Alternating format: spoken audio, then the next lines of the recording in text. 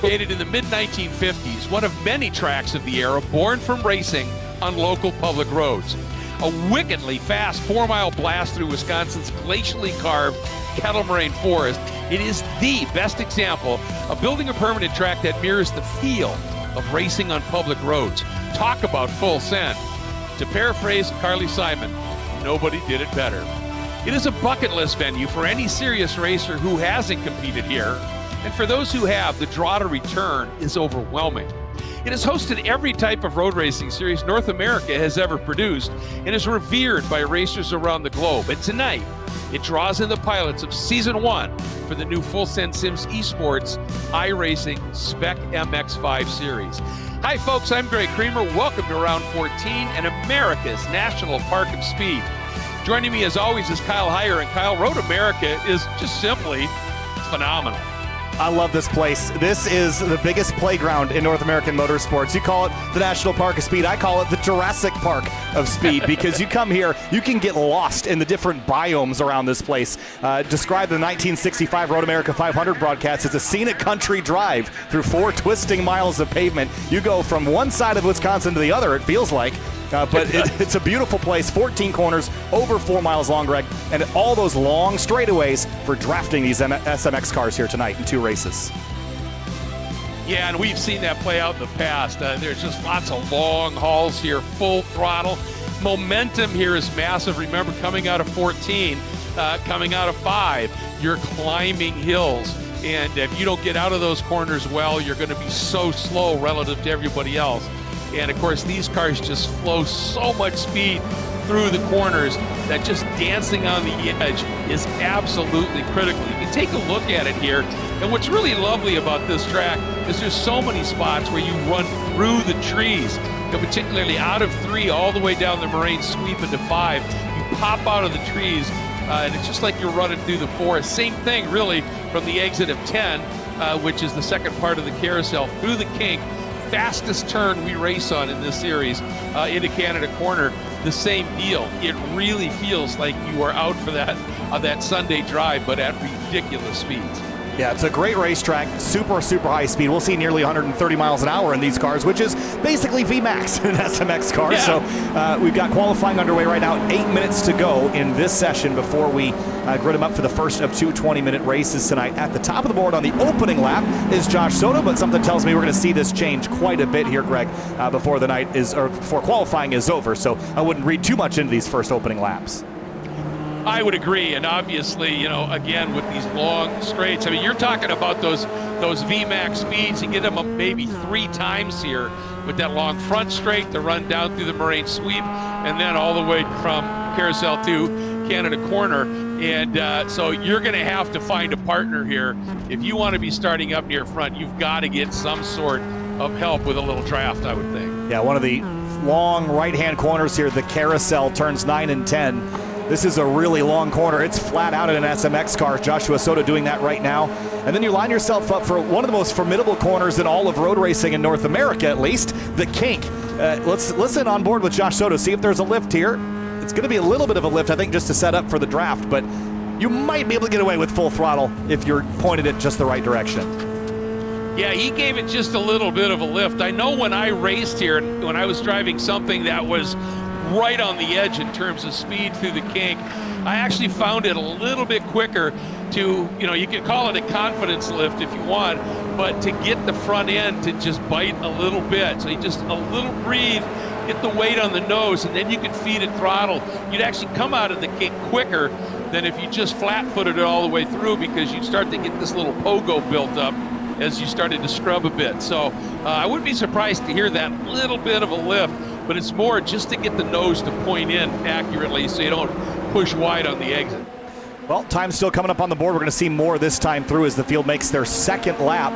And we're looking at the points leader right now, Nicholas Rice-Budo, at a 2:35.844. He sits third on the standings. He's going to jump to second this time by the stripe. But he leads by 24 points over Camden Hibbett. Hibbett has yet to put down a lap time here, even though he's run 2 laps so far. So Rice-Budo in defense mode here, Greg. He's got a little bit of a gap, but he can't just hang out. He's got to still push and get some decent results here and at Watkins Glen next week. Yeah, it's weird what's been happening with him, Kyle. He got to the front at one point, had about a 30-point margin over at that time Beans or Benjamin Forster. But what's been happening is it's been accordioning. He's dropped down to as few as 8 in front, then up to 16, then it dropped, and then he got it back up to 24. It has been anything but certain for him. Camden has displaced Beans now for that second spot. Beans only 13 adrift to Camden, who's 24 behind Rice-Budo. Then Soto is another 31 back. Those 4 are the only ones that mathematically really have a shot left at this championship. Of course, Camden's, who we're watching here, going for his second championship.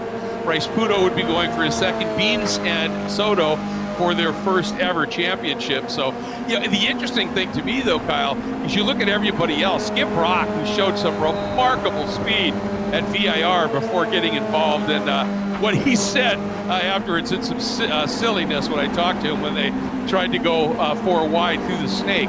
But Skip was flying. Burkhardt, Hayden Manis, Dylan Lee, Elliott Burton, Greenfield, all these guys are now officially out of the championship chase. So for them, go for wins, get your rating up, right? And so this is going to be fascinating, I think. It will be. And also fascinating, the pedal cam that Camden Hibbett gave us. And I also wanted to point out Beans Forster's camera here tonight. We're going to give you the small view, then the big view here. I think he's been doing this for a little while, but I just noticed this especially tonight. He's got his telemetry on screen at the bottom there. You can see the brake, throttle, and clutch traces, the blue, the red, and the green line. So when the green's at the top there, that's full throttle. You see the clutch, the blue go up as he spikes the clutch down to the floor to get into gear. And then when he hits the brakes here, right now he's headed up towards turn 14. You'll see that red line come up from the bottom. There it is. See the clutch, the little blip on the throttle. I love that telemetry bar graph. That's too cool. Yeah. And it's a really great way to see how the heel toe looks on data as well. Yeah, and the whole thing, obviously, is to get all that done so that when you've got the car at a certain angle, you've got the weight where you want it, and you do those changes as smooth and as fast as you can. It doesn't disrupt the weight distribution of the car. And that's the magic of it, isn't it? Is to get that done and just keep that as absolutely smooth as you can, hustling it through this deceptively fast turn 1. Man, you just fly through that corner. It is such a great piece of racetrack. Everything here is. It is, and it was funny watching Beans Forster. As soon as he left turn 14 to head up the hill, he had time to kind of look around, check the mirrors. You can read a novel by the time you get to turn 1 here. Just waiting and watching for that timing loop to see where he did. He jumped up to 4th place that time. Also note Michael Brock, new livery on this car this week, striking colors on the FSS car. Number 421 sits 3rd. This is a great effort here. Yeah, he's really putting in a great run. And again, Jake Snedden, this is only his 3rd event in the SMX Series, and he's right up there, top 7 right now. So it's just some really impressive stuff that we're seeing play out here. And I feel for Beans because my first time I raced here was in an ITC Toyota Starlet with like 72 horsepower, and I'd come out of 14, Kyle, make my upshift, and then the car would just slow down till I got to the crest of the hill. I get it. Look at the exit of turn 5, all the gravel everywhere at the exit. Man. That is going to be a mess to deal with come race time. Absolutely. So I guess keep the tires on the pavement as best you can. I'll tell you what, that lap that Soto threw in early, he's 6/10 clear of everybody. That was he must have got just 3 wonderful toes and said, yeah, I'm done, because he's just sitting in the pits now. Yeah, I don't think anyone's going to do better than that without a huge draft here. Skip Brock Jr. has yet to put a lap down. This will be his last chance to. So if he's gone off track and invalidated this lap, then he'll start at the tail of the field. Now, not a death sentence here at Road America. This is one of the easier places to make passes, but it's going to make the day a little longer than I think he was hoping for. Absolutely. And, anytime, we've talked about that a lot, haven't we? And, when I look at the stats and you look at the guys that are up in the top 4, all of them have an average start of third row or better. Next up is Skip Brock, who is a 5th row average start. And that's the difference. I mean, you've got to qualify well to be able to really, get the job done consistently at the front. And we're going to see here if Skip's going to be able to put this one together here, if it's going to stick for him. Here we go. Will it count? Skip Brock Jr., 2:35.660, and it will count 4th place. Nice lap. Boy, did he need that. He did, and Jim Friedhofer and Ferris Krippendorf, new name that I don't recognize, in that number 13 car, they will not get lap times, and they will start 19th and 20th. A little smaller field tonight, and every time we see the field size down just the slightest bit, it tends to kick the aggression up because the consequences aren't as huge. And that's aggression true, and Road America, oh boy, Greg, it's going to be a fun night. Whew, yeah, 4 miles of craziness. This is going to be a blast. Interesting to me, Deacon Greenfield really struggling here, back in 16th at this stage. That's not usually where we see him qualifying. What a lap by Soto, though. Is this sort of a precursor to him going, I'm going for this championship, I don't care what I have to do? How about Camden Hibbett back in 7th? Yeah, he didn't get the laps he was hoping for, but you pointed out, Josh Soto with that really strong run. Just 68 points back, so it's going to be hard math, but it's possible. The best way to stay up front is to start up front, as we were talking about, qualifying so important. So he will lead the field to the green here for at least race 1, which starts in just a moment's time, Greg. It does, and I'll tell you what, so looking forward to this one unfolding here. And this track is just incredibly special. You can see there, even though the air temp is not too shabby in terms of degrees right now, the track temp is up surprisingly. And we were talking before we got on the air, this is an older scan. So it wouldn't be the new scan with that really black pavement. Yeah, this is circa 2009. There's been a visual update to the track since then, but the laser scan data is still that old. And we were talking about, I don't know if they updated the track parameters to 2017 or 18 whenever they came around, and maybe it was 2020 actually, as late as that, but it was still pre-modern repave. So that data has not yet made it. Now, we will have a full pace lap around here at Road America. That's going to be a couple of minutes, so we're not going to rush to the grid yet. But again, 20 cars here. And let's talk about the run to turn 1, because you talked about how fast this corner is. Typically when you have those slower corners, it opens up passing opportunities, but everyone kind of treats this like a passing zone. This is a hard place to get a pass done cleanly on the start of a race because the track narrows up. You see where the pit lane comes out. Drivers dart out to the right, use that a little bit of extra pavement, but it goes away in the braking zone. So we see a lot of first turn incidents here in SMX racing.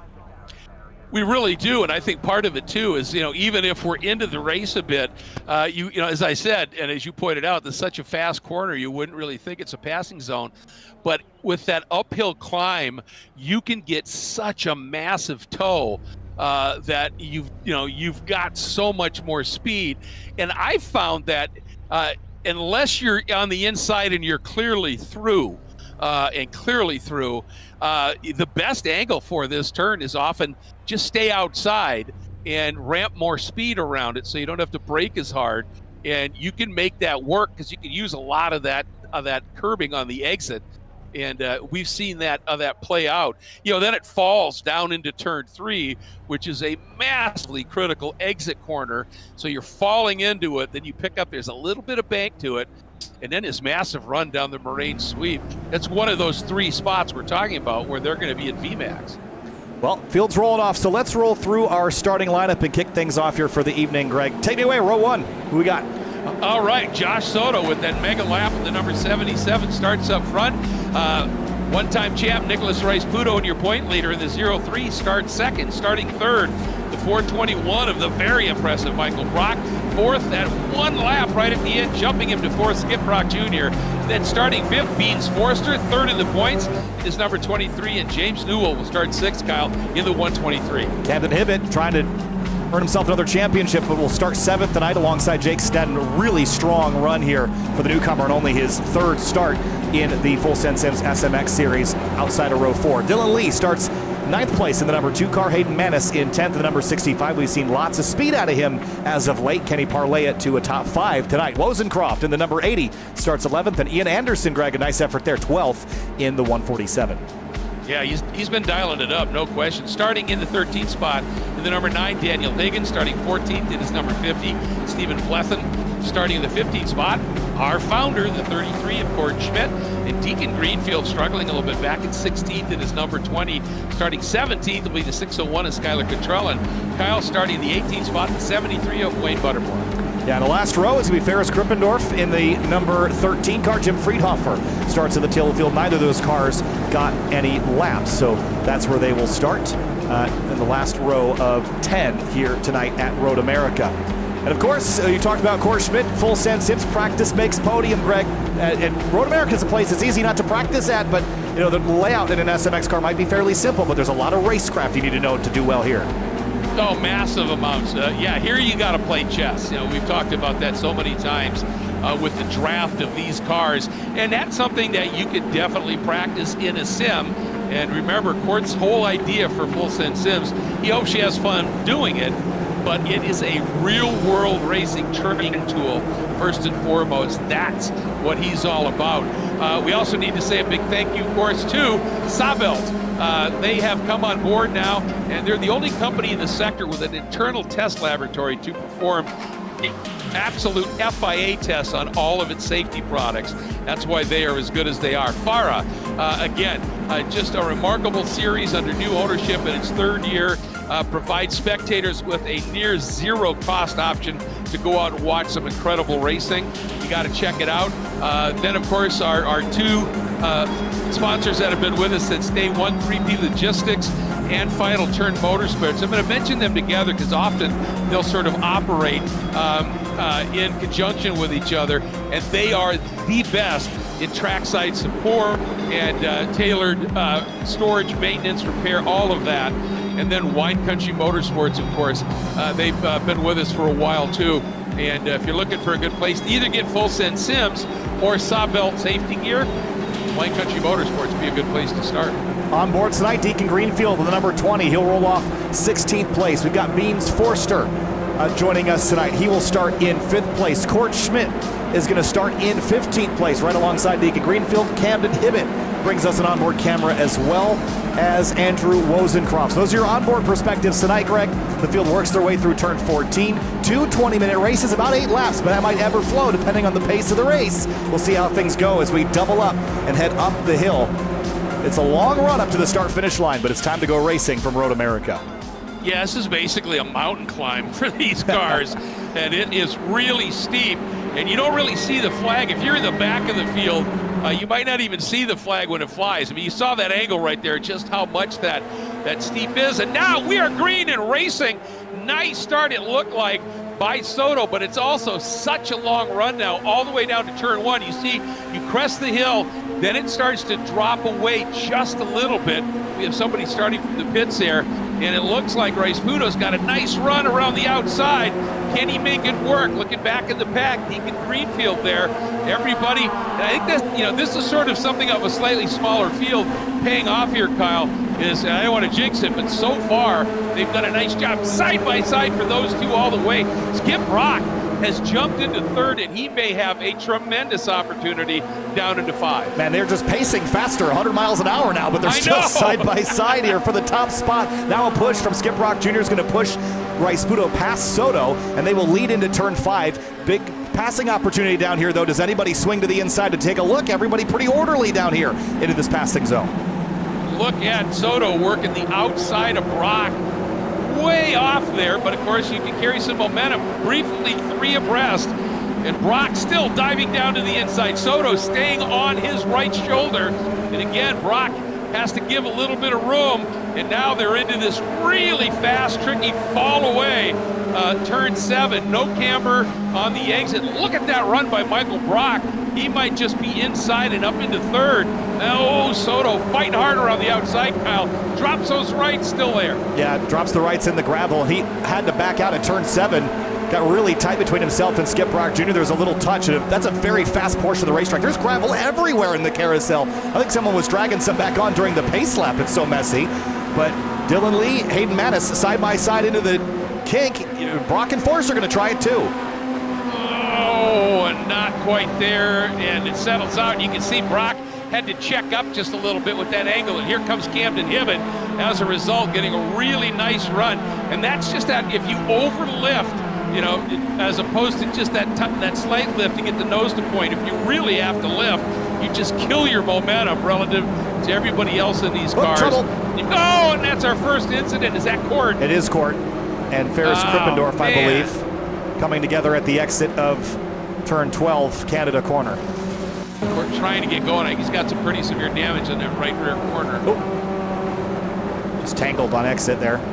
Yeah, and that's where he got that. Just the corner of that bundle of tires. Meanwhile, on the front straight, Brock tucked right in behind Rice Puto. The two of them trying to make a little bit of a break. 7/10 clear of Soto in 3rd. And I think let's see, does Brock, I think he's going to just stay put. I think he was looking at his mirrors and realized he might have a little opportunity here. But Brock getting a shove by Forrester and Hibbett, closing right back up again. Yeah, one of the drivers that started really deep in the field, James Newell, I think he was the one that started from the pits, qualified 6th place, maybe missed the gridding because we see him all the way down in 15th. And yeah, he was the driver that started in the pits, and I don't know why, but he's got a long climb now. And it's going to be tricky because the field is pretty orderly now. They're not necessarily racing side by side a ton, which would make it easier to make passes because they're all slowing each other down. Well, that's a really good point. Look at this here now as Soto continuing to drop back a little bit, beans on his shoulder. You were talking there about our pit starter, and I think for Newell, it's got a fair number of penalty points, and at a certain point, you have to either pit start or you have to take one of the race academies or whatever. So that may have been it. I'm just speculating here. But nonetheless, boy, this is getting absolutely intense right now. And is it me or is this, I have Beans racing without his glasses. I noticed that too in the pre-race. Yeah. So maybe got contacts in it. I'm not sure if he's a contact wearer, but that's always consideration. Ooh. Camden Hibbett got his pedal cam on board. He's going to try to go up the inside of Forster. This is a siren song here too. When you're on the inside of the carousel, you see the gap open up here when they drift out wide to get the exit. But Forster's going to hug the inside this time and not open the door for Hibbett. Yeah, gave that a little bit later of a track out, didn't he? And yeah, that's one of the things in these cars. They handle so well, these MX-5. Some cars, you sort of diamond that corner because at a certain point that it just drops a little bit mid-carousel, and sometimes you'll use that to get the car to rotate. But these cars, you just find your line and just hustle them through. They are so good and so balanced. But yeah, I tell you, Deacon Greenfield doing everything he can. He's up from 16th to 12th right now. Yeah, making good progress here. And there hasn't been a lot of attrition, or really much attrition at all, other than Kort Schmidt and Krippendorf coming together. So these are positions he's made up. But he's now 1.7 seconds behind Andrew Wozencroft, who's just up the road. Now, this is one of those frustrating scenarios where you're kind of out of the draft. You have to wait for a battle ahead to be able to close back in. Yeah, I mean, right now for Greenfield, if Lethen can really stick with him here and work together here to try and at least catch the back of Wozencroft, and using the term you sort of pioneered, then maybe Wozencroft could be that draft bridge. But that margin at the front for Rice Puto and Skip Brock has evaporated as it's now 1, 2, 3, 4. Well, I'm going to quit counting at about 7 there. Oh! That was Greenfield. Big time off in turn 1. Turn 1. That's using all the road plus. No, well, a nice move here, taking advantage. Newell trying to dive down underneath Lethen. Couldn't quite get it done. Took a swipe at that bumper. Swiper, no swiping. Yeah, have to get back in line and try that again. Look at this nasty little group up here. And I think Brock now has decided, well, here comes Soto, so I got to do something. but using that wide in, wide out run, Rice Pudo able to make that work. I think he's going to have enough ahead on Brock. And Brock's going to be able to stay put, but now Soto has that inside line. One of the things, Kyle, in the driver's briefing notes was they said you cannot use that super wide entry line into 5 or that super wide exit line out of 5 to initiate a pass. So I think it's going to be interesting to see how they might officiate that. Yeah, that's going to be tough to do in the moment, I think. But yeah, and just to sort of gauge where the advantage comes from or when a pass is initiated. But it's just one of the quirks. This track is going to receive at some point this year iRacing's 3D curbs. That will stop that from happening very quickly. Yeah, absolutely. If you know anything about the Road America curbs here, they will rattle your car apart. Whoa! Michael Brock absolutely crossed up through the kink and hung on to it, didn't lose any ground, and is going to be watch this as he heads into it here. Oh boy. Oh! That was close. Yeah, did the right thing. As soon as it started to go opposite lock and get off the exit, he just straightened the wheel up. Man, he's giving Camden Hibbett everything Camden can handle here. Oh, here goes a big lunge there, yeah. Wow. Takes a spot. Pick the pocket there, Michael Brock. Ned. I'll tell you, how impressive is this guy? I'm loving it. What a drive so far. Broke that draft up a little bit. Now that drops Hibbett back by about almost a second and 2 here. But boy, Beans, all he's got to do is chose the right direction here. Well, it looks like he's going with Brock, and Brock has that outside line. I really think this is the line you want. There it was obvious it was. Yeah, they'll get both by Rice Pudo there. So yeah. Nicholas goes from 1st to 3rd in the last half of the straightaway. That's how powerful working together can be at a place like this. That draft up that hill is just massive. Forster to 2nd place now in that 23, started P5. And Camden Hibbett now 8/10 back from Soto. That's close enough to get a draft. It's going to take a little effort, but he's within distance, and here comes Rice Pudo. Especially when they're battling like this, it'll be hard for them to break away. It will be, and plus, as soon as they're side by side, they punch a double wide hole, and that is going to allow, you can see Hibbett has already made up half of that deficit. And now Brock jumps to the inside of Rice Pudo. Tricky corner this in turn 6. Earlier in the race, it was Soto on the outside of Rice Pudo, and this time they changed positions and negotiated very cleanly, but with that, Camden is alongside. He got a great run through there. He's up on the outside. Difficult to do much on the outside here, though, Kyle. Yeah, tricky. Unless you over-under it. Yeah. If you over-under it, you're on the wrong side for the carousel, so it's a pretty tricky area to make an overtake if you don't complete it. But you see that gap open up there. He thought about sticking the nose up the inside. Not quite. Yes, he did. He got a sized hole there, though. Look at his heart rate. Higher than normal, I have to say. I know. It's the speeds, right?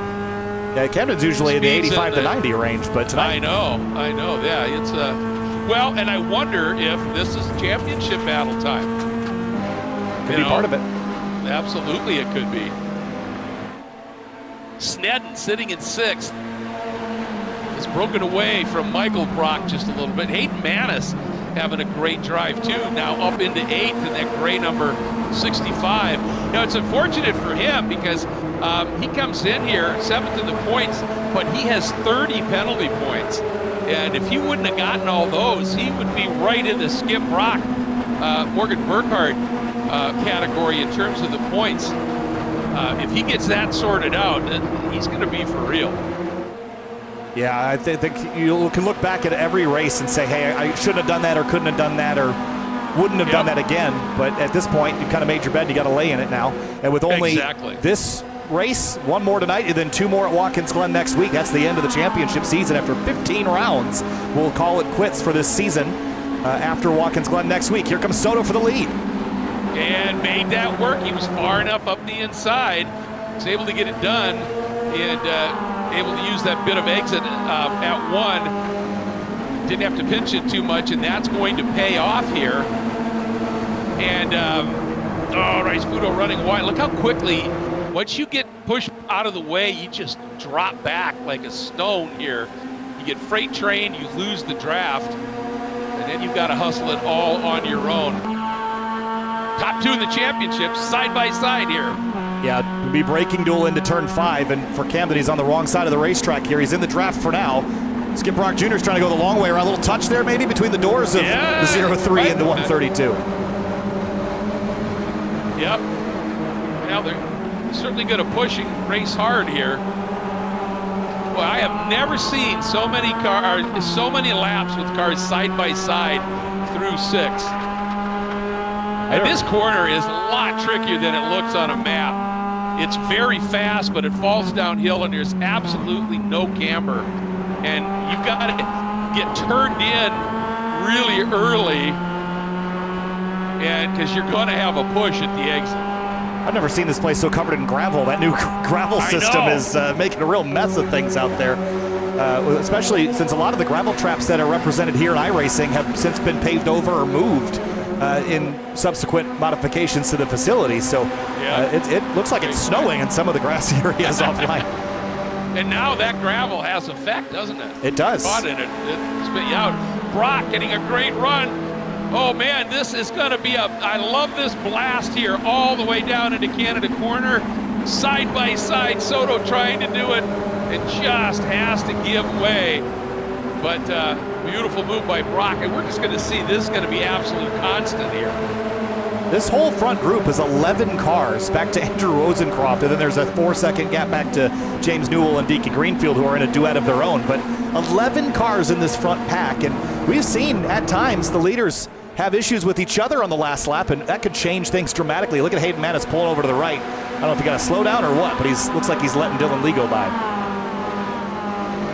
Yeah, he must have, because they both have dropped back. Here we go again. Now it's Soto on the outside with Brock looking for a little help from Beans. Oh, Soto squeezing Brock. Oh, a little touch. Ooh. And then how did Soto? He just, and Hibbett. Got tangled up in that and all the checking up and got kind of booted off track. It's going to tighten this front pack up. Look at Snedden. Snedden has just, as a result of all that, Snedden has gone from 6th to 4th and brought Michael Brock with him. Holy cow, that was incredible. I want to hoping to see this again. Yeah, so there'll be a checkup on the inside because of the contact that Beans and Skip had, and then right there, Hibbett gets the tail end of it and goes for a ride through the gravel. Yeah, that looked like Beans had to check up, floated wide. We had enough time to watch that replay and still make it to turn 5. That was impressive. That's how long this place is. And I'll tell you what, right now the top 11, Kyle, are covered by less than 2.5 seconds. Yeah, I mean, this is just amazing. The shenanigans at turn 1 helped tighten things up a little bit, didn't it? Yes, it did. Jim Friedhofer's had trouble. This is at turn 5. Let's see if we can find out what happened to him. Engine pop. You can hear that over rev. Yeah. That's it. What a bummer. That's it for that car.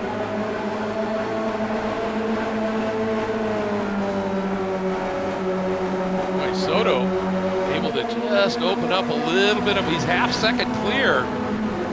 It's as big a margin that we've seen. It's not going to last long, obviously, with Skip Brock getting lots of help from behind with Rice Pudo. And then Jake Snedden 4th. And looking at his last lap, he ran a 2:36.7. Rice Pudo and Brock at 2:37. He is flying. He is flying, and he's got podium positions right in front of him. These drivers are racing hard. Rice Pudo's on defense of a title, and one of the guys running him down is ahead of him by a couple of spots. So there's going to be a lot of pressure amongst these front 3 to battle it out, and Snedden can just pick up the pieces once they come together. And this race has flown by. We're at 4.5 to go. Was that 2 laps, maybe? 2 laps. Yeah. So, man, this could be absolutely incredible for Jake Snedden. Forrester has slipped through on Michael Brock and taken back that 5th spot, but Camden Hibbett back in 7th. Here comes Skippy. Yeah, I wonder if that... I bet he hates that, so I'll just say Skip. Sorry. I wonder if that little touch to Camden Hibbett on the nose was detrimental to the aero. But Brock Jr. easily made it by Soto there on the front straight. Yeah, and Rice Pudo wasn't able to join him and had to give it up just a little bit. I wonder, that's a really good point, that with the long straights here, as Hibbett dives down underneath Michael Brock in 3. Now it's about exit, though, and he and Brock almost touch, and that was probably Hibbett is going to mess up his momentum a little bit. Yeah, I don't actually see any damage, so he might have gotten away with that. You see Beans has some, but Camden's car is nice and nice and clean. Pristine, doesn't it? Yeah. Back to these now two. Brock back to the inside on position, and that's Michael Brock. Look at that move! Hibbett diving down, going not only by Forrester, but maybe underneath Snedden, and Snedden denies that. And it held up the momentum on corner exit, so he's actually going to lose the spot to Beans again here, because Beans will have turn 7 on the inside. Got to get the passes done. Wow, that was a cheeky hip check over back to the racing line, wasn't it? That sure was. You know, that was. If Beans was confident he'd cleared him, that was pretty impressive. Dylan Lee coming down deep on the brakes, trying to get underneath Michael Brock here as they battle for 7th.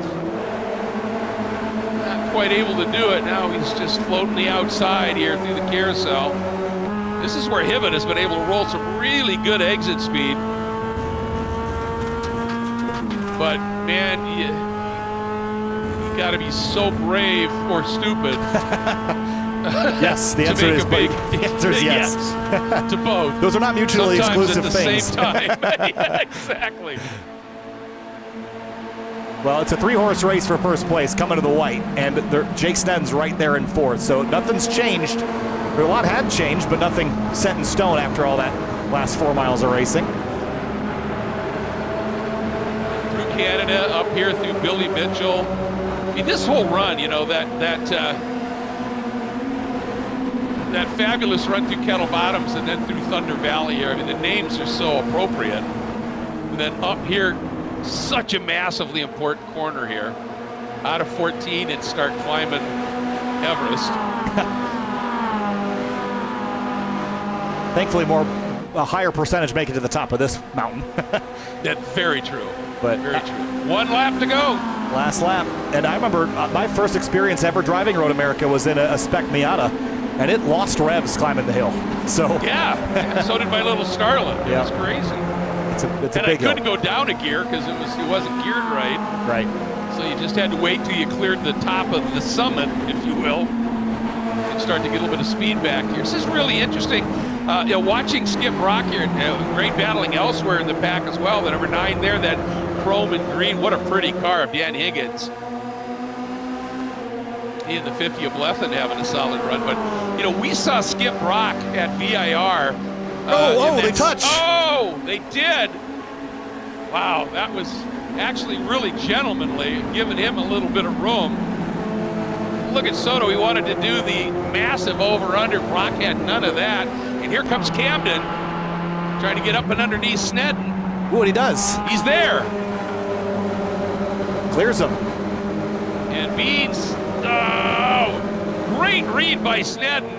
Beans actually had a head of steam built up at the exit of 6, and Snedden took a quick look at his mirrors, and instead of moving over like he normally would, he just stayed put for a minute, just absolutely nulled all the momentum Beans had. That was pretty savvy racecraft. It was, and into the carousel for the final time. Brock running pretty wide here, and Soto closing in just a little bit, but Brock got a nice run on exit, but there's enough of a gap there for Soto to build a run here on the run down to Canada corner, so look for this 77 to take a look. Oh, you know he will, and you got to believe Brock is just going to come through the kink and then move over to the middle of the track. There he goes. Not enough. He didn't get over enough. And right now, Brock's the one with some help. But Soto's position, they touch. Touch again, maybe. Here comes Rice Puto. Look at this. Rice Puto up Mitchell. And Soto's got that outside position. Here's Hibbett, but he's got, again, Rice Puto there. Here we go. Last turn, Kyle. Coming up the hill here, it's going to be a drag race. Everybody's in the dirt. Soto's got the lead, but Brock's got to run. He's going to have help from Hibbett. Soto's got to block that, or he's going to lose this race, Greg. Here they come. And where's Rice Puto? Not going to be able to do anything with it. What's going to happen? They're 3 abreast. Coming to the line. Who's going to get it? It is I think Brock got it. I think. He did. Brock. by 15 1,000ths. And another 19 1,000ths back to Soto in third. Oh, wow. Are you kidding me? What a battle that was. Unbelievable.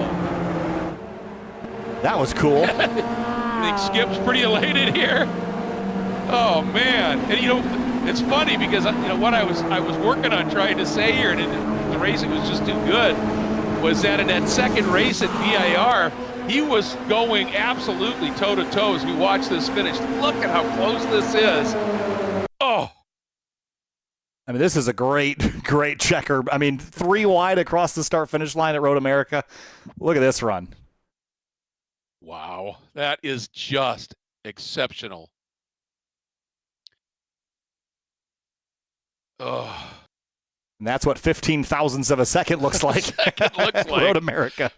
Yeah, and actually I said it was another 19 thousandths. It wasn't. It was another 4 1,000ths. I mean, that's Hibbett to Soto. That's the length margin of the toe strap. Is all the difference. Yeah, exactly. That is cool. That's a great shot, man. Clip that one. That needs to. Yeah. That one of them, you had just a couple back of them coming under the. There you go. That is an extraordinary shot. Look at that. Whoop, Wait. What I was going to say about Brock was, you know, again at VIR in that second race before he got caught out, he literally was going door to door with Morgan Burkhardt. And so he's just really found form here. Just maybe come a couple races too late, Kyle. Yeah, well, that was an unbelievable race. We'll look at results here at the start of the next race because they wipe them for the warm-up. We'll look at them on the pace lap for the next race. But we got a couple minutes to take a breather. What an exceptional... What's that you cut out for me, Greg? I said we need it. Oh, yeah. The breather, yeah. I mean, the start of that race was pretty wild, and you know, we got some great racing in the middle of it. But I have to say that the last lap of that race was actually pretty gentlemanly. Other than that little rub on the back straightaway, we'll go back and look at this because there was a little touch and a squeeze headed into turn 5 that got pretty aggressive. We'll have a look again.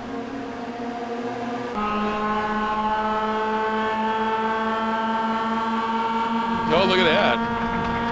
Yeah. So gentlemanly after that, but before it, it was certainly like just a little hip and shoulder. Well, you almost wonder there if Soto was looking in his mirrors at Rice Pudo and just didn't realize, because, I mean, Skip got a massive run here. I mean, look how quickly he's just there. Yep. That's 120 miles an hour in the grass with one side of the car. That's a lot. And that was steely-eyed skills, right, to save that for sure. It was, but whew. Wow, what a race, what a finish. 19 1,000ths covering the top 3. All right, so we always talk about how we have, it's like the Daytona duels. One race is clean, and then we have one that usually has a little bit of a stack up. Now, field size a little smaller tonight. We didn't have a lot of attrition, but expectations here for race 2, do we see the aggression go up another notch? I think so. I think certainly for Soto, you know, that third is, you know, it's helping him. I mean, it was some good points, but with Rice Pudo, you know, up there as well, you know, for Soto, I just think he's got to throw everything at it in this one.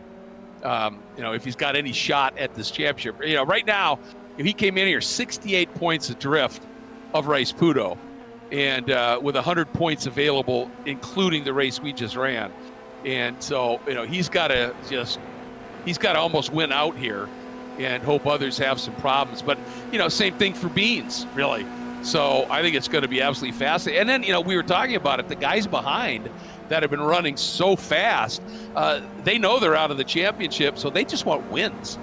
I think that's where this event and the season finale at Watkins Glen worry me the most, is that they're tracks where it's easy to pass, it's easy to defend, and you've got a lot of drivers in this mix that aren't going for a championship. So it's the easiest races for them to be involved in, but they're just out there, you know, slinging passes with no care in the world to the championship. So that's going to be a big problem for the championship runners when we head to Watkins Glen next week too. Yeah, they're going to have, you know, it's going to be a real tightrope for them. But, you know, you think about it, Jake Sneddon is 26 in the points. He's been an easy top 5 runner. Michael Brock, 19th in the points, same thing. Dylan Lee, 8th in the points. Hayden, 7th in the points. Deacon, 10th. all of them are not in championship contention. And so, for them, they're sort of unleashed is a good way to put it, And as we're taking a look here at the Glen, man, this place. Yeah, this is Talk about another draft bowl. This is the super speedway of road racing for me. This is so fast. Your minimum speed here in an SMX car is going to be somewhere around 75 miles an hour. We're going to be running the full course layout with the boot and the bus stop. So you're going to have a couple of passing opportunities, but this place is so fast. And you see there lots of pavement, so they've taken away a lot of the natural, deterrents for pushing really hard. And so, well, if this place scares you, next week at Watkins Glen is going to be even scarier. I think. Well, this run through the S's, I mean, look at those guardrails. Any kind of a mistake, and it's nasty. And as you said, I mean, and really there aren't any. I mean, like Road America's got turn 5, got Canada Corner, where you're pretty stomping on the brakes pretty good. And here, are there any corners that are like that? I don't think so. This is a lot more flowy. It makes it, draft passes, yes, but overtake. Braking passes, tough to come by here. Yeah, very much so. And the other thing that you'll note if you take a close look at some of these camera shots, this is one of the tracks that has gotten the 3D curbing update, which in the bus stop in particular is an area that we will see that be problematic. And the other place that affected a lot, right here at the toe of the boot, those curbs, they actually camber up away. They're not angled in with the camber of the racetrack. They're angled up opposite the camber of the cornering. So if you get that curb, it actually kind of shoots you out wide. So it is definitely a tricky set of corners with those new rumbles that they put in a handful of years ago. But that's a tour of Watkins Glen, my home track. I'm very excited to finish off a season there. I haven't done a broadcast there in about a year, too, so I'm excited to go back there. But again, we're at Road America tonight, and warm-up is complete, and we're at the last corner of previewing Watkins Glen. So let's head back to the National Park of Speed and get ready to go racing tonight for our second event of the evening. Now, left-hand side of the screen is your finishing order from race 1 and your starting lineup for race 2. And, I don't know, even without consulting, is somehow the schedulers decided to end this season at my home track than your home track. I'm not mad. I like that. I'm not mad at all. I'll take that. Not at all. And what's interesting here is Rice Pudo leading in the points, 4th in that first race. Brock out of it, but Hibbett not. Soto technically not. Beans is the one that has got to figure something out here and just put in a massive drive. We know he can do it. It's just he just hasn't been able to figure that one out just yet. We talked about the coulda, shoulda, wouldas, and think back to Michelin Raceway Road Atlanta, that round. That was not a great round for Beans Forster, got himself caught up in a couple of incidents. You take those, not only the penalty points, but also those collisions away from Road Atlanta, he would potentially be even leading the point standings. So you can't change that now. All you can do is try to dig yourself out of the hole, but that was a pretty deep hole all in 1 week for him. That was. And the other thing that just to let everybody know, this is going to be the last round that you can drop. Yep. Because it locks in after this one. So, this one's pretty crucial here. If you've got a bad race, you don't want to have one here. You want to be able to make this work here. Track temperature staying about the same, upper 90s. It has. Note the cloud graphic. So it's becoming a little bit cloudier here as the weather moves on. So we might see that track temp drop a little bit, but it's been fairly consistent. Very low humidity here today, only 28%. Very dry day. So not a huge change in the weather. And again, there's still a lot of gravel. I don't think that the gravel has been cleaned off between sessions. They're carrying over the track state. So that means that the exit of 5 will also be pretty messy. 8 was also kind of gnarly offline, but you can see it. Yeah, but it's mostly right on the apex there. But it's in a lot of the places like Canada Corner, especially too. The gravel's just in the grass. Like they're kicking it up, but it's dropping in the grass, so it's not staying on the racetrack very long. And it's also on corner exit. I think where it gets really treacherous is on the apex of a corner. That's where that gravel is really problematic. When you're already straight, it just makes a racket and crack your windshield. Yeah, exactly. It sounds bad. Yeah. I think it's going to be fascinating. Oh, go ahead. I had a friend when they first redid the gravel to the and all the the horrible sound of driving through the gravel is replicated here in iRacing. And he said, no way is it that loud. And the next morning I took my FRS out from behind the alleyway here in Chicago. It's got all sorts of nasty gravel, just going 5 miles an hour with the sticky tires. I recorded a video of the gravel hitting my fenders. And I said, now do that at 100, see how loud it would be. Yeah, people that haven't done it don't get it. There's no question. This first lap is going to be so important here for everybody up front. And, we've got some of those interlopers. The top four, Skip's not in the championship, but, we know what he's like. Jake is a newbie. Michael Brock has shown some great speed, but, they're sort of the interlopers we were talking about. Dylan Lee, that they just want to get a win this year. And so it's going to be really crucial for the championship contenders to get through this opening lap lead. What was that car that was sitting in the apex of turn? The carousel, there it is. It's just the shape of some of these cars. Oh, yeah. pretty old. There's like a Pontiac Grand Am down there. I mean, they're. Yeah, exactly. Yeah, they got all sorts of old stuff.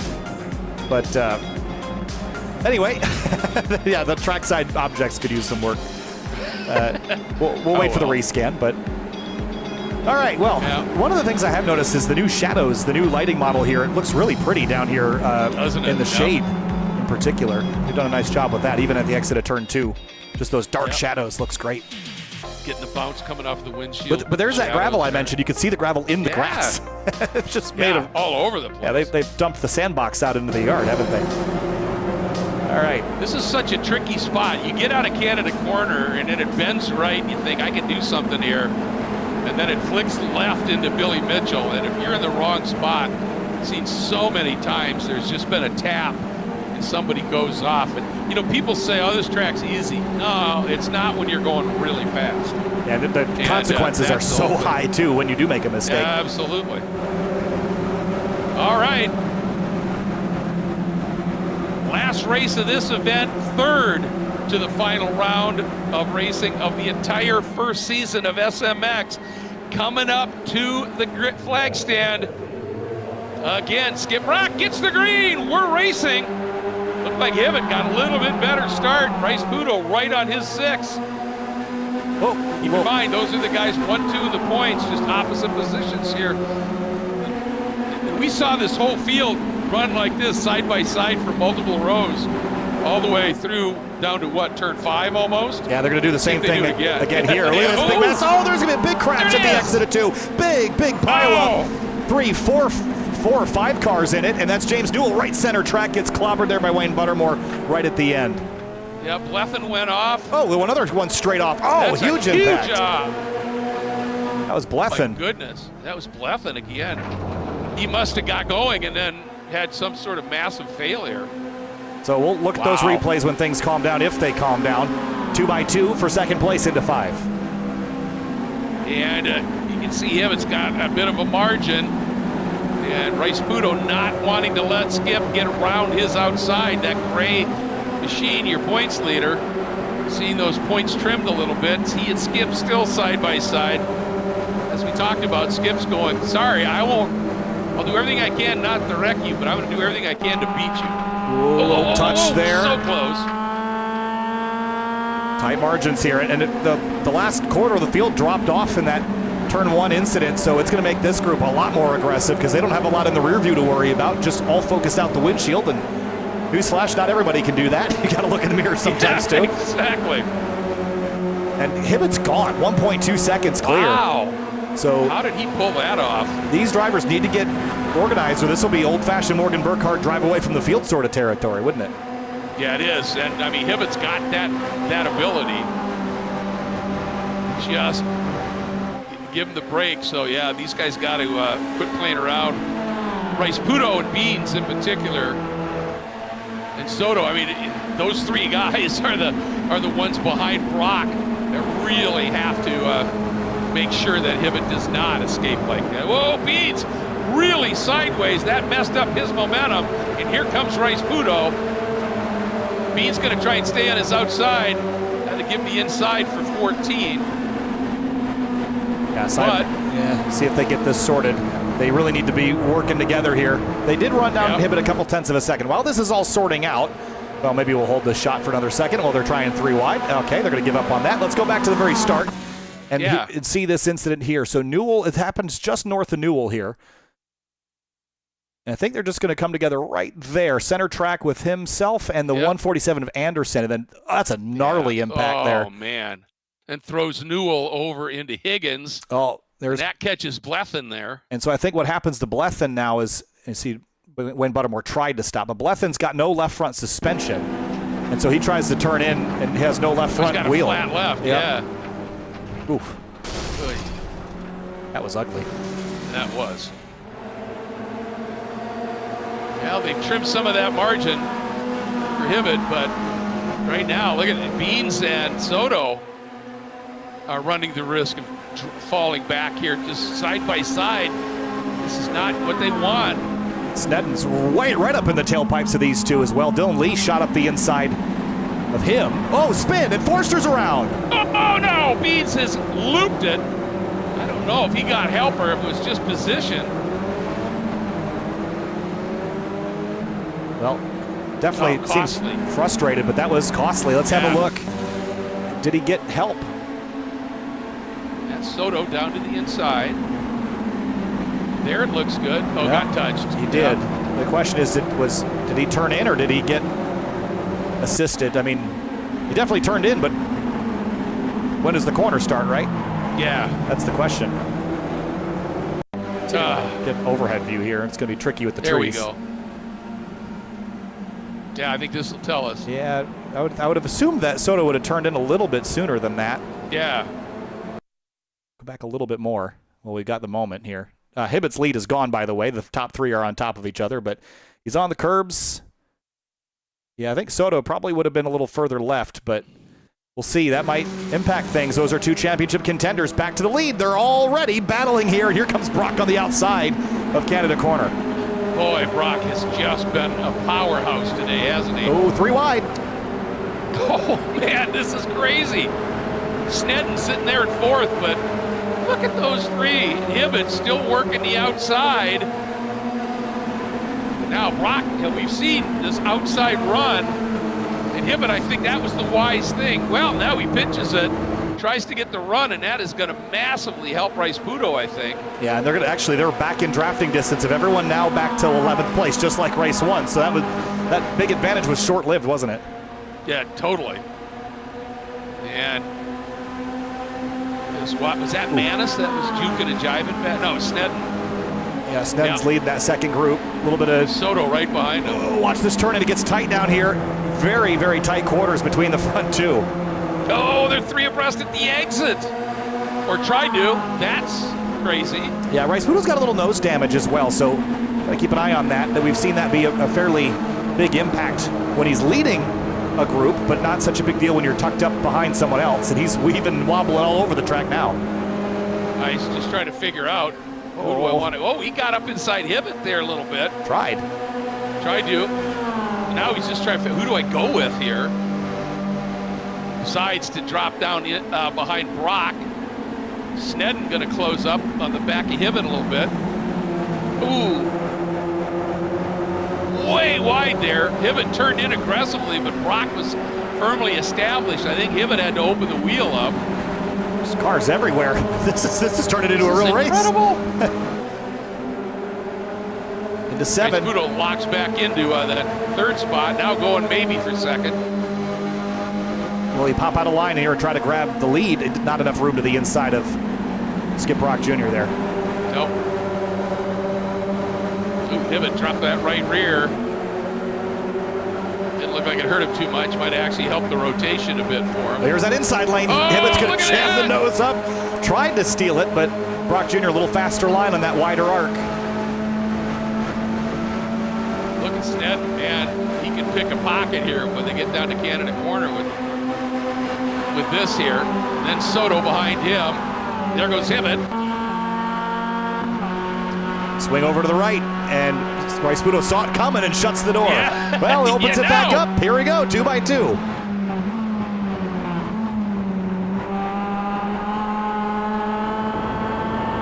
gosh, this is tight. Snedden, what a run he got out of there. And you know what? It looked to me like he could have thrown it in there, and I think he is actually, playing kind of nice, knowing that two of these guys are championship players. Oh, Hibbett, 3 abreast into 14. That's going to really slow everybody up. Big opportunity here for Snedden. Going to get a double draft. Skip goes over to protect. That's where Hibbett is, and so Snedden doesn't have to try and make that big lunge. Who's going to connect first? Let's see. Oh, look at Hibbett. Oh, he's going to try to get center. No way. That was not going to work. I think he realized that at the last second. And here's Soto getting a massive pull. He was way back when this lap started. And look at Hayden. Hayden Manis, absolutely brilliant run up the hill, playing the draft to absolute perfection here. And Ferris Krippendorf, what a run. Yeah, where did he go? He was all the way at the tail. He started 15th, I think, but yeah. Got tangled in race 1 and ended up at the bottom of the order, and here he is now 8th and climbing up pretty quickly. Oh, this is just fascinating to watch this.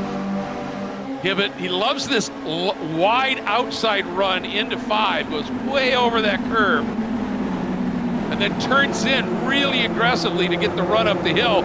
And I think Rice Pudo sensed that, shallowed up his exit. Whoops, Snedden got shuffled off there at the exit of 5. Here comes Soto. You're right, though. Rice Pudo saw that coming and tried to cover it. It worked. Yeah. I think Soto was the guy who maybe got into the side of Snedden, and then here comes Hayden Manis. Snedden's got to go a little defensive down the hill. Here comes Hibbett. Late on the brakes down into 8. Yeah, a little surprise move there, but now wrong side of the road, and it's going to open up Skip Brock Jr. to the inside here of the carousel. So that was an aggressive attempt that's going to cost Hibbett a spot potentially. Yeah, and Hibbett's strength is that tight line and trying to jump up underneath these guys for what we've seen. Oh, he's way up! Gathers it back up. He's still got a head of steam going. That's risky on the outside of the kink. And he's off and saves it. That's defense if I've ever seen it.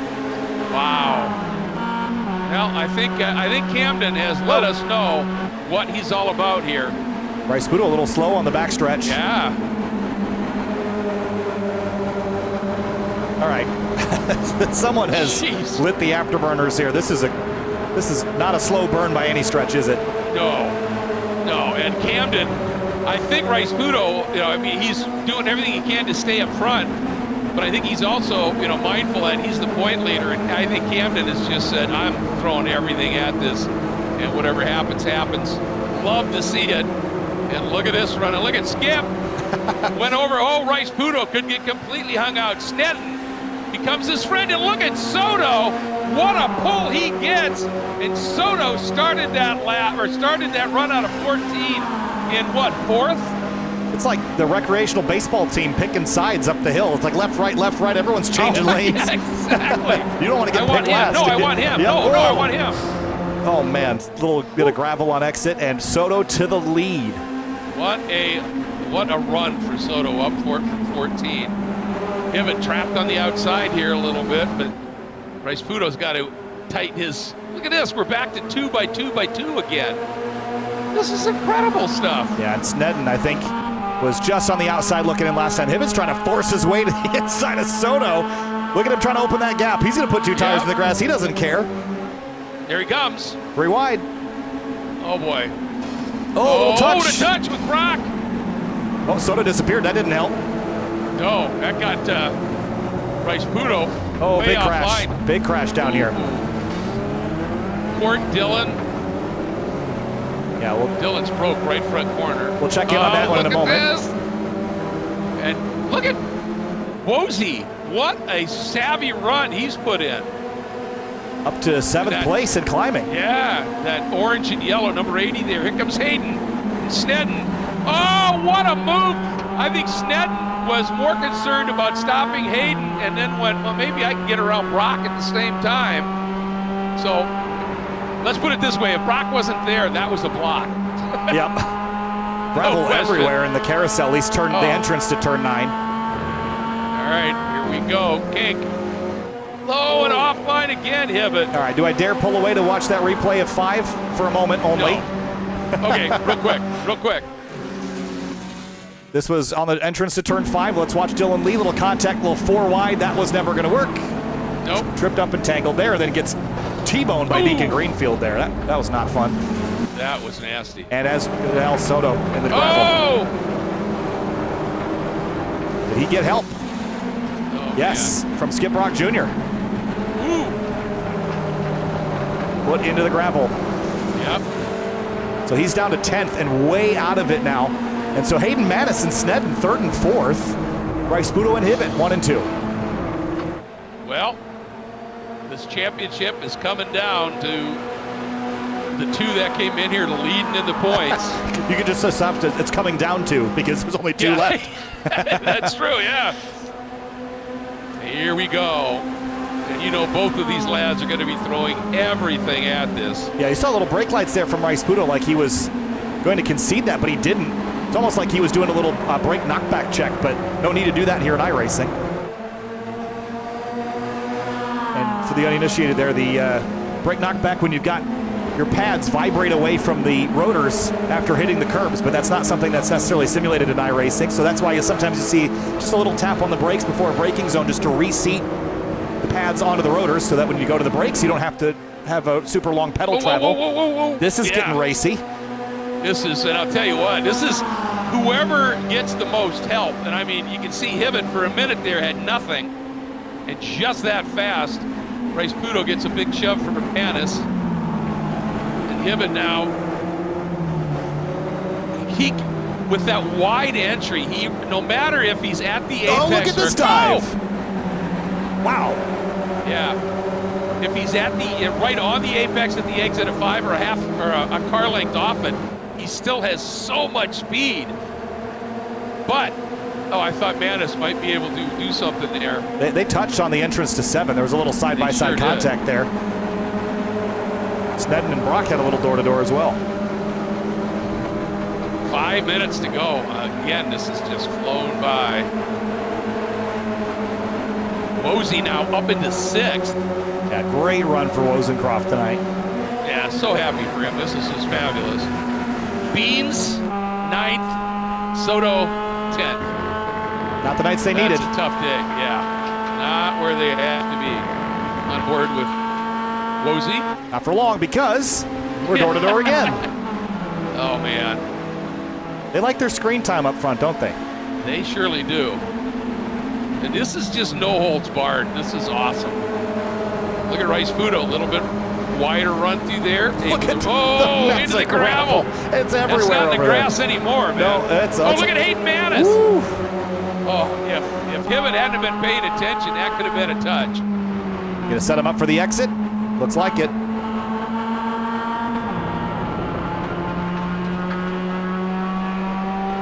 Thought he might take him 3, but he's gonna settle in behind. I thought he might too. And remember, we saw Hibbett do that before. Yep. Where he would come out of 14 and then just dive right to the inside. Oh, look at this. Wozy giving Snedden a big shove. If they get to Bryce Budo, that could be enough. And Hibbett says, yeah, we're not playing that game. And Manis into 2nd, Bryce Budo to 3rd. Skip Brock's got a little overlap on Bryce Budo. That's gone now. Snedden to 5th. Wozy's right behind this, trying to gear up for a pass there. Instead, Snedden got a sloppy downshift there. That looks leave him vulnerable here into 5. Just heard the car kind of shudder and shake. Didn't get the heel toe just right. So Bryce Budo, he's really hoping that Hayden gets after Hibbett here. Hibbett drove deep into 5. Yeah, he did. That's where Hibbett, that wide in, he can turn more aggressively into that corner and still have exit speed. It's calmed down for a second, but something tells me there's a storm about to hit shore here. Yeah, I think so too. So Bryce Budo, points leader in 3rd, Hibbett 2nd in the points leading. Race 1 winner, Brock, sitting in the 4th spot right now. Here's the carousel. Just really pace those left side tires. And then you need them again in a big way when you get down to the kink. Kink, yeah, and then Canada, and then 14. Yep. Oh, look at that. Manis a little wide. Brock 2, they'll hang on to it. 124 miles an hour by that camera shot. Bryce Pudo, he has got to do something here. Whoop, well, he might not need to. That might have been his opportunity. Yep. Well, Manis covered that quick enough. Unfortunately, that helped Hibbett. Oh, Wosey's out. Oh, no. Oh, look at all the gravel just brought back on the track, boy. too. That's going to be a mess for the leaders next time they get. That's got a mid-corner. Yeah. That's not on the exit like we talked about. Oh, and then he got clocked. Yeah, but that was Skylar Cottrell, I think, that ultimately hit him after the original go-around. But he's making his way back around as the leaders get the white flag, Greg. There we go.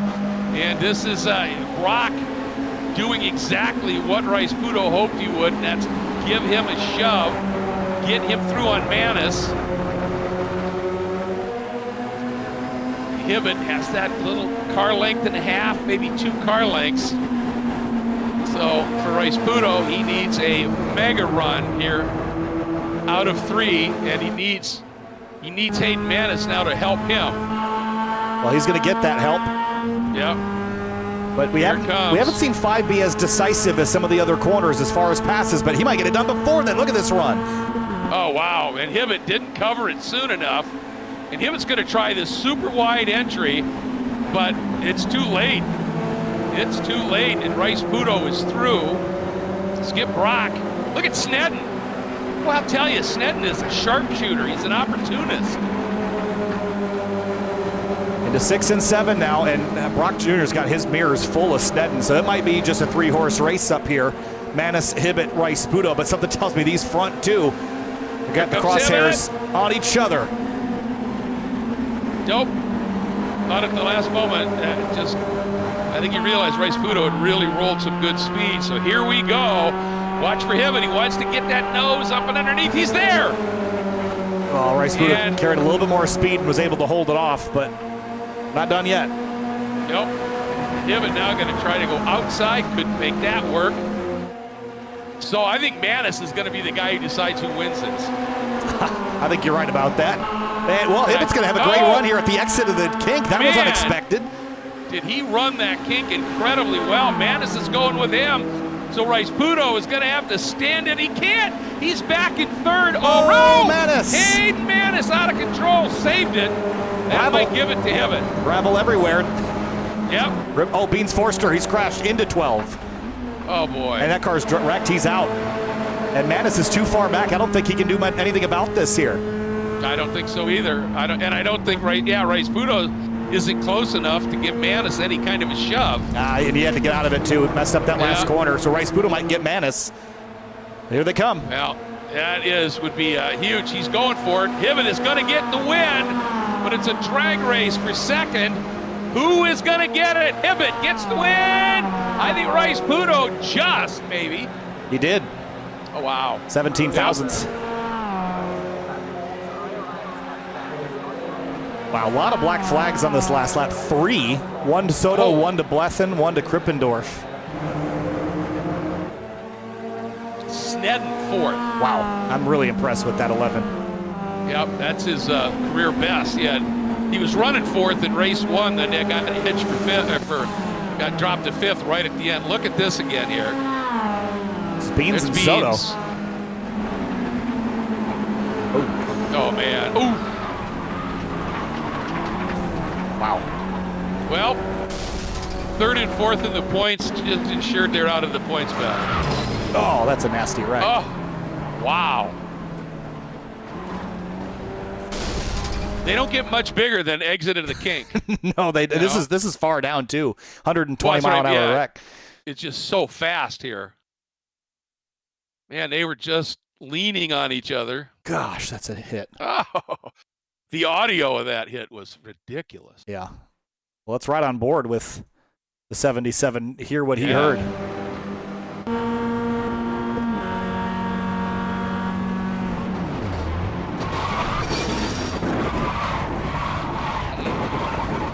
Skylar Cottrell, by the way, name I don't really recognize or remember, relatively new. He had a great view of this from behind.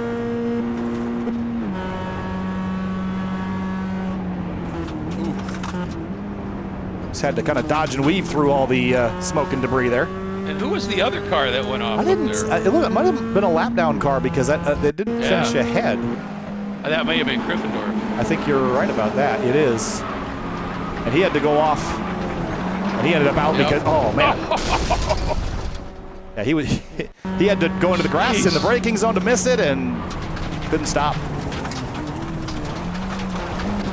Oh, that was a real mess at the very end. Three really hard hits. Holy cow. Whew, all right, well, let's have a look at our race results.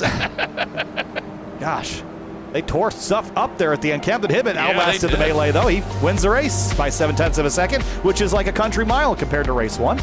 It is. That's, and let's keep in mind the points here. In race 1, Hibbett, I think, was second. Rice-Puto third. Here, Hibbett wins. Rice-Puto second. So he's chipping away at Rice-Puto's scant lead, coming in at 24 points. Hayden Manis, when he puts it together, the guy is just fast. And you got to give it to him. And then Jake Snedden, man, if we had a Rookie of the Year, Rookie of the Season award, it's got to go to him. Just unbelievable what we're seeing from him. Yeah, just jumping straight into the deep end and battling and really not making a lot of critical mistakes. I mean, just surviving that race, too. That was a big effort. And he's done a very nice job tonight, so we'll give him credit where credit is due there. Skip Rock Jr., P5. Great win in race 1, P5 in race 2, so not bad. I think he would have liked to have repeated that success from race 1. But Skylar Cottrell carving through the mess there at the end. Court Schmidt up to 7th. Man, he deserved that. Yeah. He has been taken out in so many incidents, and to get that opportunity, I think Michael Brock, 8th, knowing the speed he had. Same for Wozy. Yeah. Faded back to 9th. And then Wayne Buttermore, solid top 10. Great for Wayne. Remember Wayne Buttermore? He rear-ended someone that was crashed at the exit of 1. So that just goes to show you how much carnage there was after that, because he just drove through past everyone. And here's your list of outs and offs from 11th on back. Forrester, Greenfield. I mean, this was outs and offs. These drivers did not make it to the checkers. Absolutely. I think all of them had some sort of a significant whack at some point. And I think this may have been our most carnage DNF race we've had. I think so, at least as a percentage of the field entries. But exactly. All right, let's talk to some drivers, though. Let's see. Beans Forster, did he grab a podium? He did not tonight, so we're going to skip Beans this evening. But Camden Hibbett did win race 2, so let's chat with him first. Camden Hibbett survived the melee at the tail end of race number 2. In race 1, P2 by just a couple thousandths of a second, Camden. So job well done, but it got physical out there tonight at some points. Yeah, it was an interesting race for sure. We had a lot of action in race 2 specifically.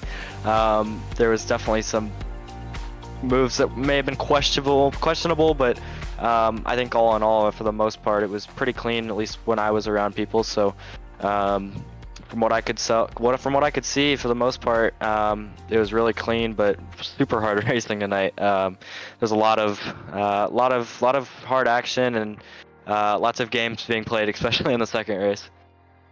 Well, I'll tell you, games are right. Your line through 5 going way out to the right over the entrance curb. It seemed that, whether you got down to the apex or you were a car width off, you just had so much roll speed at the exit that somebody would think, I got this pass made, and suddenly you just appear on their side again. That seemed to work really well for you. Yeah, there's track limits there, as long as you have 2 tires on the pavement, or I guess on the left side of the entry curb, it's legal. So just opening up that radius, whether you miss it or not, you're still getting a wider radius just by doing that. So you may miss it a half a car length, but it's still going to be a wider radius of the corner, allowing you to roll more speed and ultimately get back around the other car on exit. So there were definitely some. I came into qualifying with 0 laps, trying to get the pedal cam set up for the broadcast tonight. Priorities. Yeah, I know, right? I got 0 laps of practice, so I jumped into quali and was like, all right, let's go. So qualifying was more of the practice session for me, just trying to figure out stuff like that and lines that worked.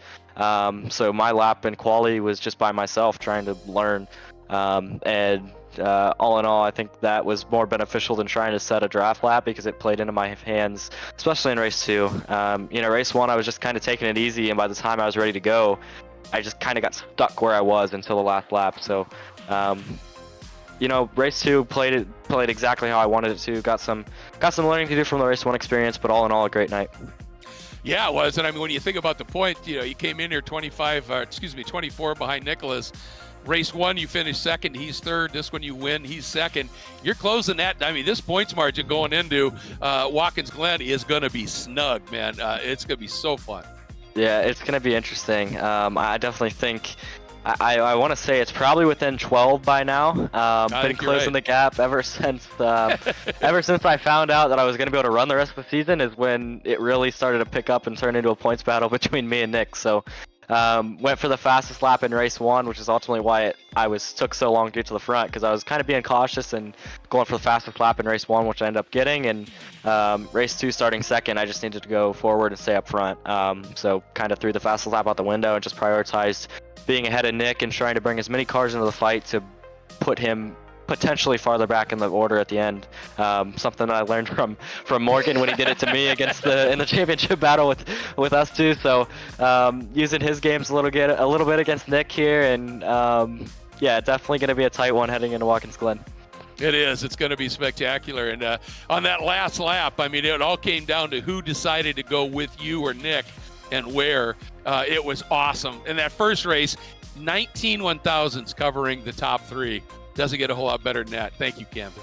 Thank you, guys. I appreciate it. We'll see you at Watkins Glen. Yes, sir. See you there, Camden. Thanks. And second place tonight, championship leader Nicholas Rice-Puto, 4th in race 1, just behind that chaotic 3 wide, but it was a 2nd in race 2. Nick, tonight was a fun one. A lot of great racing up at the front, but just missed out on some race wins. How do you feel about your defense headed into Watkins Glen? Oh, I'm a little sick. Oh. It's getting closer. I was very timid in the first race. Probably should have went for it a little harder in the first race. Just kind of sat back and watched, and then somehow Camden got by me and some other person. I don't even know who it was on the last lap of the first race.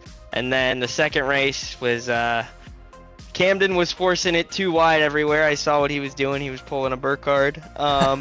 And just was frustrating. It was just a frustrating one for me. But I think I'll have like a 13 or 14 point advantage going into the last race. So I guess it makes it exciting.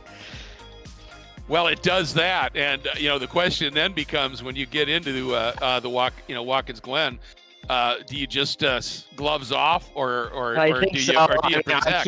I can't keep driving like this. It's really killing me. So, yeah, I think it's just the gloves off. Well, and when you've got the gloves off, I mean, you've got 5 wins. So Right. I think that could be a pretty good recipe for you. But we appreciate you falling on the sword and making this championship close up a little bit. Yeah, it should be good. But Yeah. I'm looking forward to it. But I think it was the same advantage as last time. Me and Camden coming in my first championship. I think it was around 13 or 14 I think points. you're right. Yeah. So we did it once. We'll do it again. Yep. There's precedent, as they say. Yeah. All right, Matt. Well, this was just a fabulous event here at Road America, and the season finale is going to be a cooker. So thanks, man. Love watching you drive. All right. Thanks, guys. Thank you. All right, Skip Brock Jr., 1 race 1, P5 in race 2. Not a bad night, if I do say so myself. Tonight, race 1, that was just by the skin of your teeth there. That was so tight. And then when it came to race 2, a little bit behind the melee at the end. But take us through what you saw in the mirror and the windshield tonight, because there was a lot. Yeah, it was just constant side by side. Especially that second race was really crazy. But the first race was crazy enough, I'm used to bump drafting in real life, and bump drafting doesn't really work in these cars. So it kind of just always turns into a battle when you're at a drafting track like this. And so I just made it my goal to stay first or second the whole race. And yeah, finally got it done there on the last lap. I didn't know where I wanted to be going onto the final straight. It could have been any three of us, you know, but yeah, I got lucky. So I'm happy. It is a crapshoot sometimes coming out of 14 here with that hill, isn't it? Yeah, I mean, I had no plan. It was just like, all right, hopefully I cross this finish line first. But I'm really excited because this is my first win in this league. I've been doing the league from the very beginning, and I told you like a year ago, Greg, yeah, that I was going to get a win, and it took a while, but here I am. So I could not be happier. Yeah, it was a beauty, and I got to say, you know, coming on the heels of your race at VIR when you were just going hammer and tong with Morgan and showing that level of pace, and then he had, you know, got involved in the incident and dropped back. But you've really just dialed it up here, and it seems to me like you really like this SMX level of car, don't you? Oh, absolutely. I think that these are the not that these cars are necessarily the best in the service, but these kinds of slow cars that are drafty and stuff. I mean, you just can't beat it. It's so much fun. It's kind of stupid, like you could see. I mean, a pack of 6 cars going 2 by 2 by 2, and you know, but that's so much fun. It's like NASCAR almost. I love it. Yeah, it's almost as silly as 4 abreast going through the snake at VIR. Yeah, I mean, you know, that's the kind of thing that you get with these cars, and I enjoy it. Yeah, well, congrats on the win. It's been way too long coming, but it couldn't be more deserved. Great job, bud. Thank you. Thanks, Skip. Well, last but certainly not least, Hayden Manis, podium in race number 2, up in the front, all race 2. 10th in race 1, though, but managed to charge all the way to a podium. Just missed out on second place by 17 one-thousandths. We're watching you drive through the gravel along with everyone else through Canada Corner. Messy out there tonight in race 2. What'd you see out your windshield? It was race 2, especially was a wild one. I honestly, it was kind of a blur to me. You know, I just kind of held my own, and when there was an opportunity, I took it. It felt like there was always an opportunity. So up until the end, you know, I had a bad run coming out of the last corner, and it is what it is. But it was great racing. It was that, and I wanted to ask you, hey, you know, we saw you sort of, you know, get unleashed. It seemed at Lime Rock. I think it was Lime Rock where you just qualified incredibly well. We have seen some immense flashes of speed from you. You know, what do you think you know, what's the next thing you need to do to put it onto the top of the box? Because it just seems you're so close.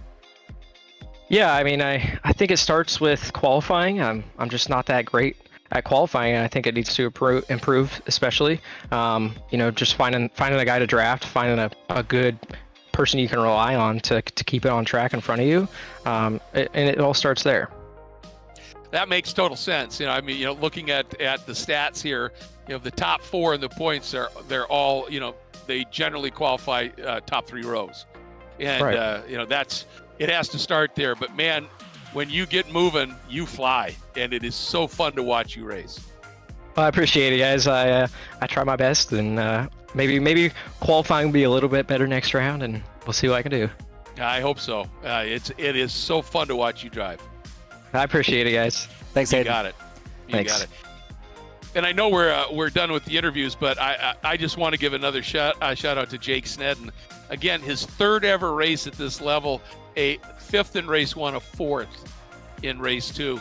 Man, I can't wait to see what he does at the Glen and hopefully in season 2. Yeah, just a really impressive performance. Again, late kind of newcomer in this season, Greg, but he's put on a phenomenal show so far. He's got one more round this season to show us what he's got, and that round is in upstate New York, my home track of Watkins Glen. I wish I was closer to it now, but we're headed upstate New York, and what I call the super speedway of road courses up next for the season finale. The biggest, the baddest, the fastest, well, maybe not the biggest, the fastest maybe, the baddest, I think, for sure. Look at that wall, the blue bushes, Greg, they're going to bite next week in the season championship finale for FSS SMX. There's a look at her. 11 turns, and it's all going to come down to the wire next week in the undulating hills of upstate New York. Yeah, so much of it is just like a super high-speed street circuit, isn't it, with those walls so close? everywhere. It's the Glen. That's all I have to say.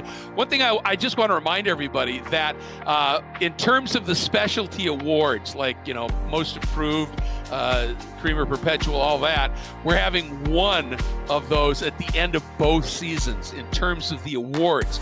But for each of these 2 seasons, top 3 will get trophies, and the highest qualified drivers for the hardware will get hardware for each of these seasons. So if you're in a position and you're not an administrator, an instructor, or working for FSS, if you're the top qualified guy, Pro Sim H pattern shifter, that's just ridiculous for an award, a prize, a hardware prize in iRacing, I think. P2, the Butt Kicker Gamer Pro, and P3, the Speed Sensitive Wind Simulation, all great prizes. They're on the line. So keep that in mind, folks. Watkins Glen, next Tuesday night, we wrap up season 1 of SMX. For Kyle Heyer, and again, a huge thank you to Finian DeCuna for the incredible job he does with the cameras. I'm Greg Krieber. We move from the Midwest to the Northeast next Tuesday.